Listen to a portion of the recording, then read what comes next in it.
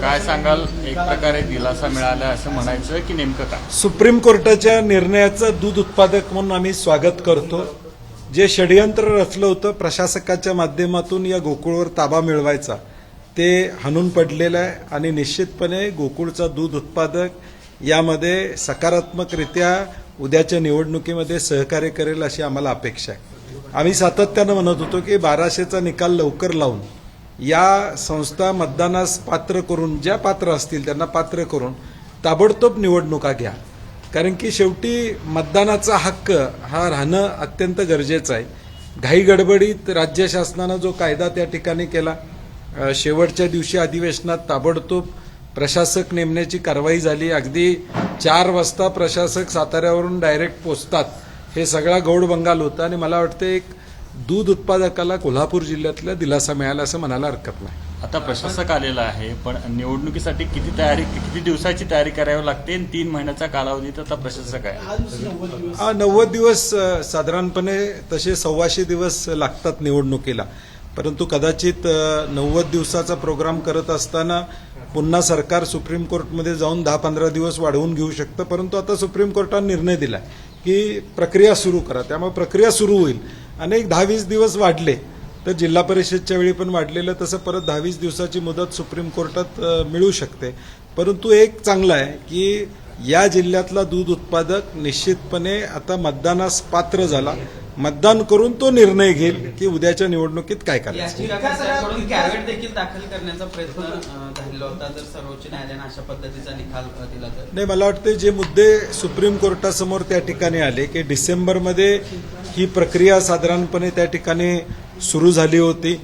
हा कायदा केल्यानंतर ताबडतोब प्रशासक नेमण्याची जी घाई सरकारनं त्या ठिकाणी केली आणि या सगळ्याचा विचार करून सुप्रीम कोर्टानं मला वाटतं एक न्यायपूर्वक निर्णय दिलेला आहे. खरं तर या सगळा गोंधळ झाल्यानंतर कुठेतरी अशी चर्चा आहे की गोकुळाचा बिनविरोध होतोय का, तसा काय प्रस्ताव वगैरे काय आलेला आहे, येऊ शकतोय काय? नाही, मधल्या काळात विनय कोरे जे त्या घटक पक्षाचे आहेत त्यांनी तशा पद्धतीची काही प्राथमिक चर्चा अनेकांशी केली होती. परंतु त्यानंतर निवडणुकाच पुढं गेल्यामुळं ती चर्चा थांबलेली आहे. अजून तशा पद्धतीचा कुठला प्रस्ताव माझ्याकडे काय आलेला नाही. चर्चा पुन्हा होऊ शकते का? नाही, अजून प्रस्ताव आलेला नाही.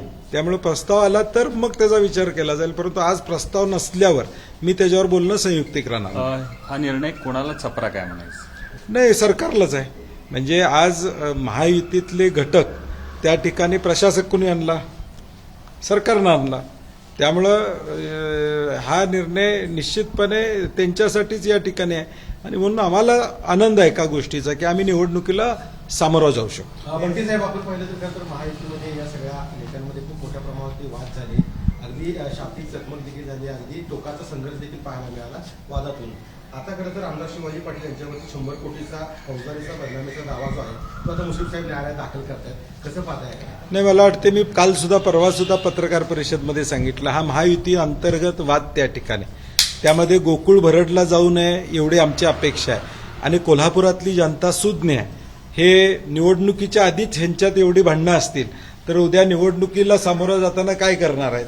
त्यामुळे निश्चितपणे एक चांगला पर्याय आम्ही देऊ. 90 दिवसात निवडणुका म्हणजे साधारणतः पावसाळ्यातच या सगळ्या निवडणुका येतील असं चिन्हही सगळे आहेत, याचा काही नाही. म्हणून मी म्हणलं तसं सुप्रीम कोर्टानं निर्णय दिलेला आहे. सरकार त्यामध्ये एखादी इंटरव्ह्यू ॲप्लिकेशन देऊ शकतं, एखादा महिना 2 महिना मुदतवाढ देण्याचा किंवा 1 महिना 2 महिना किमान प्रक्रिया सुरू होऊन ठराव तरी येऊ शकतात. आता ठरावाची प्रक्रिया 45 दिवसाची आहे, ती किमान त्या ठिकाणी पूर्ण होईल आणि त्यानंतर मतदान पावसाळ्याच्या ऐवजी पुढे घ्यावं, असं एखादा महिना लेट देखील होऊ शकतं.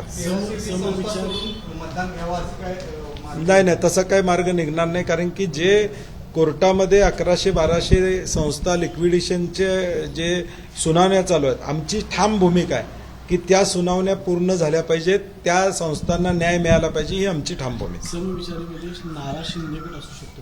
नाही, आता आज कसं आहे की आज निवडणुका पुढे जाणार असं वातावरण होतं. आज सुप्रीम कोर्टानं न्याय दिलेला आहे आम्हाला. त्यामुळे आता चर्चा सुरू होतील, एकदा ठराव गोळा झाले. कारण की शेवटी हे नंबर्सवर सगळ्या गोष्टी त्या ठिकाणी अवलंबून आहेत आणि म्हणून हा नंबर्सचा आकडा उद्या भविष्यकाळात काय होतो आणि कुठल्या पद्धतीनं जातो. म्हणून मी परवा देखील सांगितलं की आम्ही समविचारी जे येतील त्यांच्याबरोबर आम्ही आघाडी करू. पण ही निवडणूक आहे, आता येणारी गोकुळची निवडणूक आहे, ही गेल्या वेळेसारखी खरं तर स्थानिक आघाड्यांच्या बाबतीत होणार की महाविकास आघाडी विरुद्ध महायुती असं? नाही, मी तर माझी भूमिका स्पष्ट केलेली आहे की माझ्याबरोबर गोकुळ वाचवण्यासाठी जे लोक येतील, गोकुळ वाढवण्यासाठी जे लोक येतील त्यांना घेऊन आम्ही त्या ठिकाणी जाणार आहोत. पक्षीय राजकारण हे आमची इच्छा आहे की पक्षीय राजकारण या कुठल्याही संस्थांमध्ये असू नये, ही आमची भूमिका त्या ठिकाणी, कारण की 5.5 लाख शेतकरी यामध्ये आहेत आणि म्हणून आता उलट्या बाजूनं काय करतात मला माहित नाही, परंतु माझी भूमिका स्पष्ट आहे. खरं तर महापालिका असेल, त्याच्यानंतरच्या स्थानिक स्वराज्य संस्था असतील आणि आता गोकुळ, सतेज पाटील विरुद्ध उर्वरित जिल्ह्यातील नेते असं चित्र होते. या निवडणुकीत काय असं चित्र राहील? या निवडणुकीत गोकुळ उत्पादक विरुद्ध बाकीचे असणार आहेत. गोकुळ उत्पादक हा शेतकरी आमच्याबरोबर असणार आहे, डेरे आमच्याबरोबर असणार आहेत, कारण की जो शब्द मी दिला होता की 2 रुपये